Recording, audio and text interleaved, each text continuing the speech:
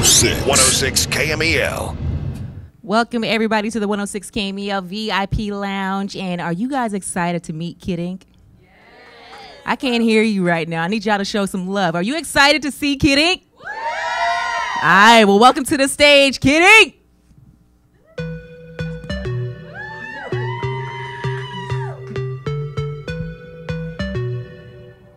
Was that a dance move? I think I just seen a surfboard. That was me flying through. Yeah, I was surfboarding through the crowd. I was like, whoa, that was a little Beyonce How you guys interpretation. Doing? What's going on? Nothing much. Chilling. Chilling? Yeah. On tour right now? Yeah, just started. Just started? Yeah, you know, having some fun.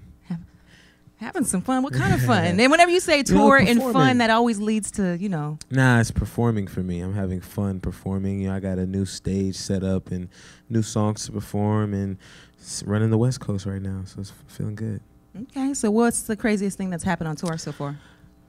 Craziest thing that's happened on tour, nothing too crazy yet. You know, it's been real professional. It's been real, you know, focusing on just, you know, getting this show, the new show set up. It's everything. So we're still learning a little bit as we're going along. So right. It's really been a lot of focus. I'm glad to say this first couple days. The last couple days? Yeah. I completely understand. Now, this is your first album on a major label. Yes. My Own Lane. How's that going?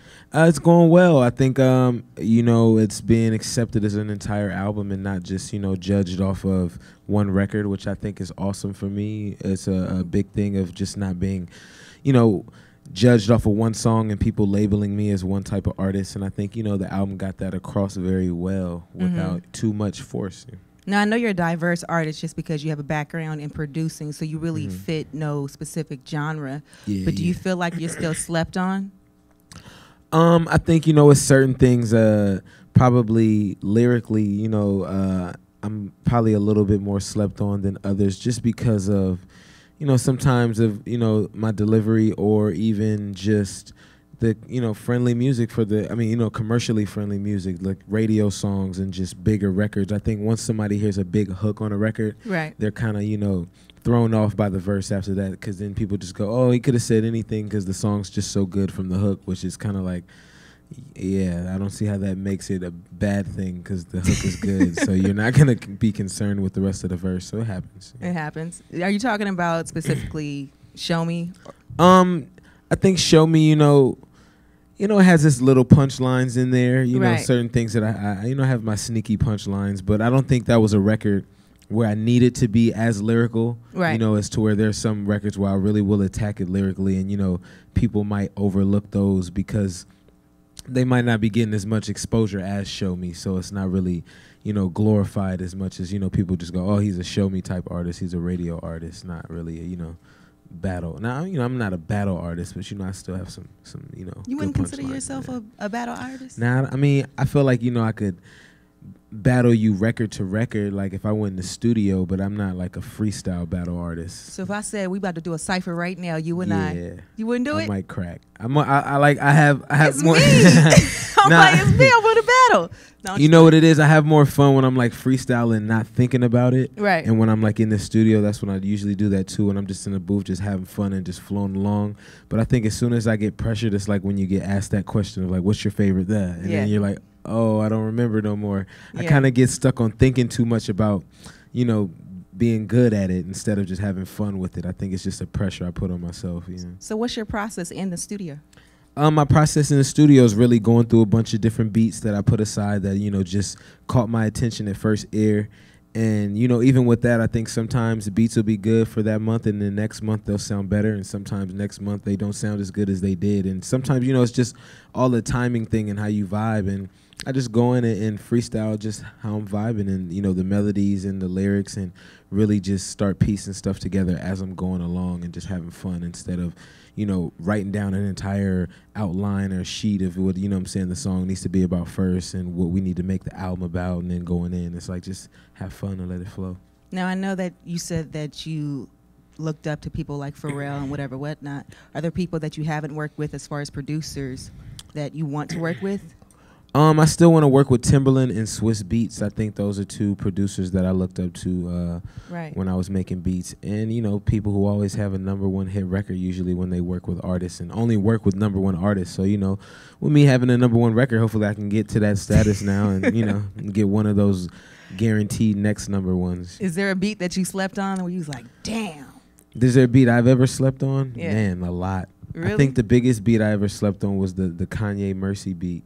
How you sleep on that? I had that because I didn't have a Murcielago, so it didn't really make sense. I hate Like I didn't have a Lambo, so I was like, I can't really rap about this because like the you hook can rap was on about there. yourself. You representing the West Coast on I that. get Come it. on. I could have probably just forced some ideas if I would have thought about it a little harder, but you know, I didn't have any Lambo, so I just felt like I was faking it, rapping about being in a Lambo. You are a mess. What do you drive? I drive a Range Rover, and I bought my girl a Porsche Panamera, and I have a Chevy Nova 72. So that's all the garage at the house. Oh, muscle car in there. I see. I was about to say you from LA. That's the first car I ever bought when I was in high school. I bought it for like $2,000, but then I put like way more into it recently, making it better. So I held on to it for like a good 10 years. Those are the cars that last with you a lifetime, though. Those are the ones you pass down to your kids, and you're like, exactly, work your ass off, and you can get this. You yeah, know what I and mean? then he'll be driving his high school, and I racks. drove his high school. It'd be cool. I wish I had a Nova in high school. Now, Main Chick is taking off right now. Yes. And I heard that you have a remix with LL. Oh yeah, man, LL. It was shout out the bro DJ Who Kid. You know what I'm saying? Kind of had an interview with LL and dared him to like get on the record, and he was like, yeah, if you pick the song, he was like, yo, get on my boy Kidding's song Main Chick, and he was like, all right, I'll do it, and like had it done the next day. And then Who Kid put together the remix with him and Tyga and me and Chris, and then it was on the net, and it kind of, you know, made a big buzz. But we're gonna shoot the video with just me and Tyga right now. With just you and Tyga? I was gonna say, if you get LL back in a video, that's gonna be insane. That would be big, yeah. That's a lot of, we gotta get him out of the, you know, he's Grammy host actor now, you know what I'm saying? I know, he's busy. You know, he's busy. Doing his gotta thing. get that guy. How did you and Chris Brown hook up? Me and Chris, you know, just living in the same city. We had hooked up a long time ago when I met him on set with for a fan of a fan video, and from there, you know, kept in contact, and I was sending records, and you know, it got to a point where I was just, yo, now, you know, I'm finishing my album. We're on the same label, you know what I'm saying? And I think I got a couple records I want to play you. And from there, you know, I played him about 4 or 5 records, and he picked out Show Me and Main Chick to record, and then we recorded something brand new.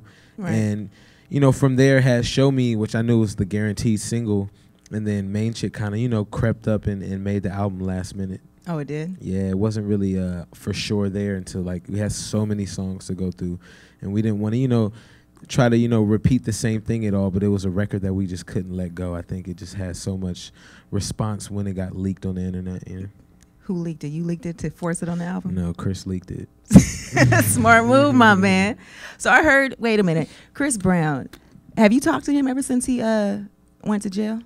Just about the video. Just yeah. about the video? Well, I talked to him at first around like Christmas time, I think, when he was first going through. And then I think, you know, recently we just been going back and forth about the video. Right. And, you know, how the treatment should look and the ideas. And I think it's just been all work since I've been talking to him, yeah. So you haven't talked to him about anything personal, especially with him being locked up right now? Nah, I think, you know, the biggest thing is he's just, every time I talk to him, he keeps it just like nothing's going on. You know, it's professional. So, you know, professional. I think it's a great way to get through things like that, you know, just to keep working and go after the things that, you know, to remember why people love you, and then, you know, just stay working at that, man. Right. So when you first started rapping, your first name was Rockstar?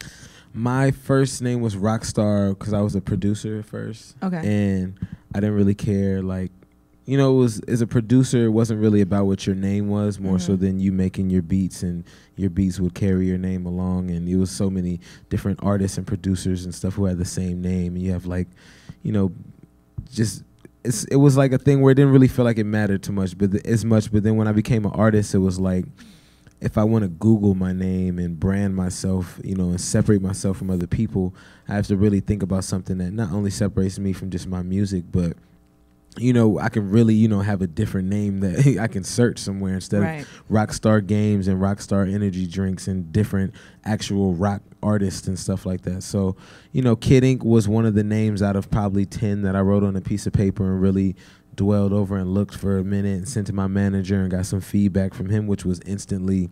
We had the name I picked was the name he picked when I first sent him the list, which was Kid Ink, because it looked good. It fit my personality of just having a love for tattoos that I have, and it just really felt good. It was just right. It was one of those moments.